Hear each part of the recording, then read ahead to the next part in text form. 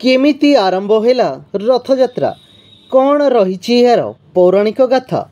ओडिशार अन्य परंपरा रथयात्रा मानवीय लीलाखेला करुथिबा जातिर आराध्य देवता जगतर नाथ जगन्नाथ बड़ भाई बलभद्र एवं गेली सान भौणी सुभद्रा को सांगेरे धरी वर्षकु थरे बुली जाती माउसीमा घर को यही दिन तीन रथरे विजे करती तीन ठाकुर घोर घरघर नाद करी बड़ दाण्डे गड़ी चलती कालिया बलिया सहित माँ सुभद्रा पुरी मंदिर रे पालित द्वादश यात्रा मध्यरु रथयात्रा तथा गुंडीचा यात्रा अन्यतम।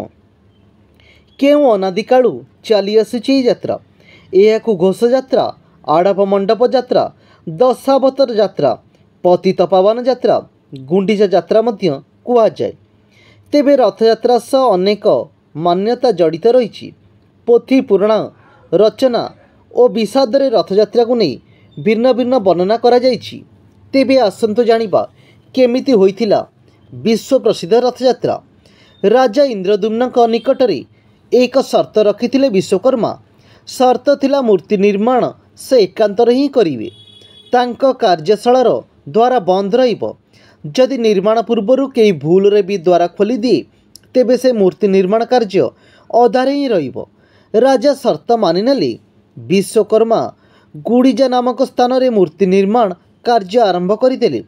किंतु निर्धारित समय अतिबाहित हेबा एवं निर्माण कक्षर द्वार न खोलिबारु राजा चिंतित होई पड़िले।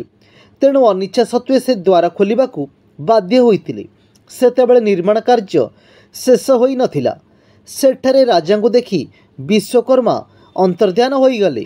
आउ अधारे रहीगला भगवान श्री जगन्नाथ बलभद्र और सुभद्रा मूर्ति।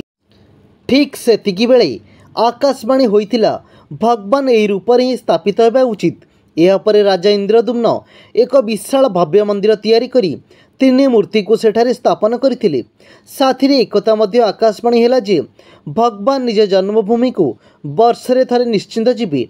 तापरे राजा इंद्रद्युम्न आषाढ़ मासर शुक्ल पक्ष द्वितीय प्रभु को निज जन्मभूमि को नेबा पई व्यवस्था कले।